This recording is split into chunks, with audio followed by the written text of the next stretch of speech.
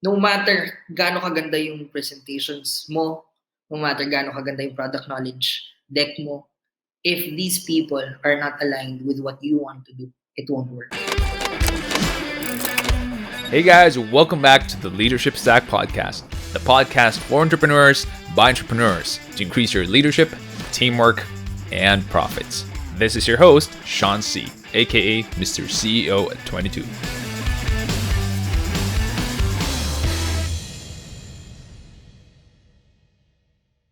Before I move on, just want to invite everyone watching here. If you guys are on YouTube, you have a YouTube account, please follow us, hit the subscribe button on YouTube. That's the link right there, leadme.ph/YouTube. If you haven't followed yet, that would help us a ton. You can watch replays of previous recordings and exclusive recordings that we don't do on the live show.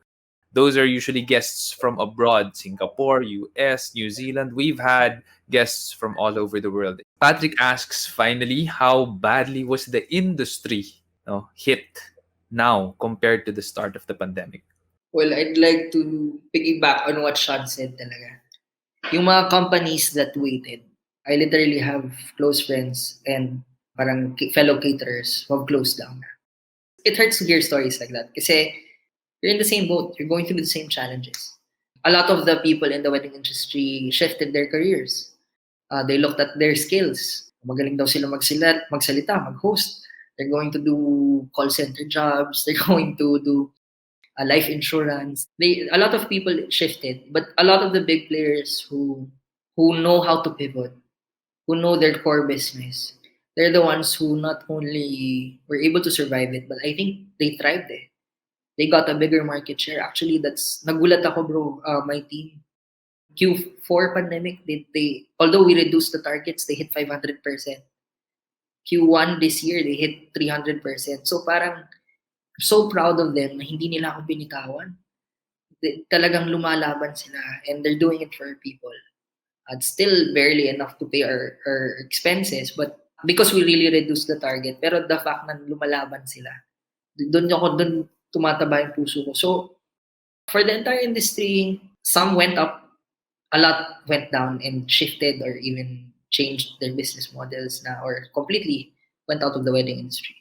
A sales team like that, bro. How did you build a sales team like that? Kasi honestly, one of the teams that are most difficult to build is the sales team.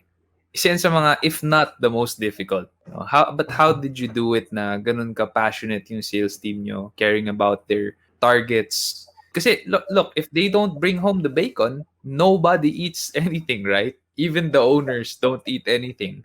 So how do you build a sales team like that? We spent like ₱1 million, bro, to train our salespeople. The first thing that they did before they did any of the technical high impact selling skills training, before they did all of those things, the number one thing they did is they aligned the hearts of our people.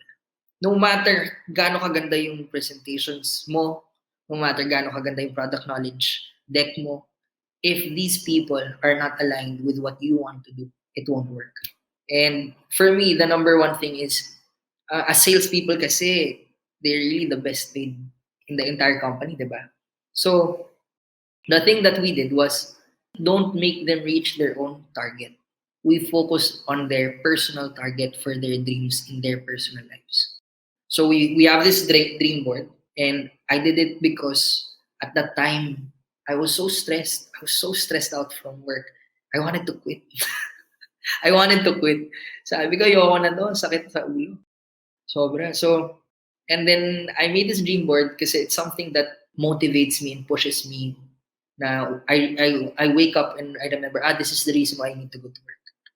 So there's a photo of like my dream house, traveling with my parents kasi they've given me so much travel all over the world. I want to pay them back. I've only brought them to Palawan and then nag-pandemic. Pero tutuloy ko yun. So, may dream car dyan, mga investments, may nakalagay akong pictures all over that. We made it numerical. Talagang, okay, what's the first thing that you're going to focus on? And then after that, kunyari, they said, I want to buy a car. Okay, car. O, magkano yun per month? Alam mo ba? Hindi niya alam kung magkano yung pangarap niya. Okay, inquire. Ang homework nila, by the next time we meet, on the second day of training, may peso value na yun. Tapos, alam na nila per month magkano yung kailangan nilang sales na ma-reach para may commission, and then mabayaran niya yung expenses niya, and then doon niya ilalagay. So our people are it's so fun, bro, to ask them. Pag sinabi kong kamusta ka, alam nila na I'm not just nangangamusta. Kinakamusta ko yung dreams nila kung na-achieve na nila. So a quarter from now, from the first day of training, I do the trainings personally myself. And then after that, kamusta ka? They're gonna tell me, sir, during the pandemic, nakapaglabas ako ng bagong views. Sarap ng feeling, bro. Solid. Grabe. Solid yun. Parang, alam mo yung parang, ang sarap, nakakaboost ng moral. Everybody's so motivated. Everybody's so proud of each other's achievements. And I really have to hand it to my team. Because my sales managers are so motivated to reach their dreams, they're so motivated to allow other people to reach their dreams, yung mga tao nila. Parang ang saya-saya, bro. Grabe din. I really have to hand it to my people. Of course, they're driven for their family. They're driven for the people around them that they have their dreams for. Parang I think if I would choose one answer out of the many things that they do, yun talaga. They're very driven. They have a very clear sense of why they need to sell. And now we're still expanding, bro. May sales training ako next week of four new sales people. We're expanding to 35. Now we're going to get to become 40 sales group. Grabe. Erica asks, what are some of the struggles that your business went through during the pandemic? Maybe the top 2 toughest times or instances during the pandemic, and how did you overcome? The number one that comes to mind is when the clients want to refund and cancel. Sakit, bro, sa ulo. Nakaka-drain emotionally kasi talking to so many clients. The flow kasi sa amin, if the account executive can't handle it, then me or Sir Alex come into it. We're the ones handling the concerns. We want to make sure the clients feel heard. They want to make sure that they feel like they're talking to somebody who can make a decision. And that was really difficult kasi on one hand, we've done a lot of deliverables to our clients already that may not seem that tangible to other clients kasi hindi nila nakita yung mismong food na nakain nila, yung mismong on the day. Pero we have to explain that there are over 200 people who make their dream wedding possible in 13 departments. They plan meticulously for this. We're not, alam mo yung pucho-pucho caterer na basta nalang take ng project tapos bahala ka na on the day. No, talagang we take so much preparation in lead time.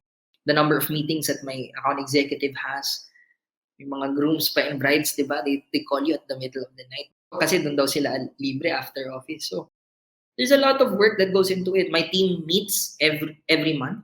They update all the contracts. They check tama ba or hindi. To make it short, they analyze the manpower needed for your event. They already make an inventory and analyze, are there enough equipment to make sure that their event can be catered. There's a lot of things that go into the preparation that sometimes clients don't understand and see. Wala pa naman kayong food, ganyan. But at the end of the day, I just try to look at their situation din. Most of yung mga high-end clients namin, hindi naman sila masakit kausap sa club. Pero because Juan Carlo is aspirational, yung mga clients namin, mga OFWs, yung hard-earned money, ganyan, na their income was really affected. Doon dumudugo din yung puso kasi nakakaawa sila eh. Kasi I know what they're thinking eh. Pinag-ipunan nila 2 years in advance, 3 years, even 4 years in advance ang Juan Carlo. Tapos, because their income was affected, ayaw nila i-continue yung contract.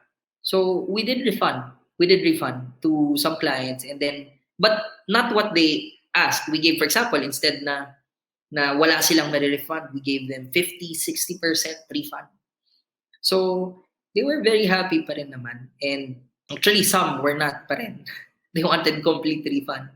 We went to DTI with some of our clients and then what happened was even in DTI, the DTI told the client, you should pay Juan Carlo because you have a contract. And sila pa yung nagbayad. So talagang honestly, the messy headache of so many brides and grooms who are already very emotional with their businesses and now their wedding, diba, businesses or work nila gets affected. Pero bro ayoko naman kumita ng parang basta sundan ko lang yung nasa kontrata and then leave them dry. Kawawa naman and I understand their situations. But we really refunded to some clients. And we were able to postpone a lot. Majority naman postpone talaga. Konti lang yung nag-refund. Pero yun, isa yun talaga sa masakit. And then of course, the biggest struggle was thinking about the emotional stress. The emotional stress that these 200 people who have 200 families depend on. That is what drove us to do everything to pivot. But that is also one of the biggest source of parang nakakaiyak looking back. Hindi ko alam yung mangyari. Buti na lang naka-bounce back. And ngayon, we're very optimistic. Pero nung hindi pa namin alam, sobrang sakit, bro. Hindi mo alam yung ano ba magagawin ng mga tao. Tatawagan tayo nun. Ano ba gagawin natin? Yeah, I remember that time. It was very hard, no? And many meetings. I'm sure you did many meetings with your team as well. Communication was key. It was so difficult na you really need to over-communicate kasi if their work and their livelihood is on the line, diba? You need to communicate, okay, magle-lesson tayo ng duty. Kailangan alam nila, hindi mo pwedeng basta mo na lang i-implement. You need to over-communicate it and make them emotionally prepared for what happened. Especially nung 1 month na lockdown. Yeah. The first one. And if you don't communicate it over and over again kasi sometimes there's a monster in people's heads eh. And it grows times 10, times 20, and they spread that poison to others. It's gonna be nasty. This episode is partnered up with Armory.ph. Armory is an online watch store and is the exclusive distributor of the brands TW Steel, Dion Milano, Fonderia, Luminox, and Mondane in the Philippines. Yes, folks, those are Italian watch brands. If you are looking to buy your next go-to luxurious everyday watch, go to Armory.ph and enter the coupon code LS30. Armory.ph delivers straight to your doorstep with a security tape to make sure that your package is safe from theft, arrives on time, and is guaranteed working 100%. Go to Armory.ph and buy your first luxury watch today. The business just runs itself.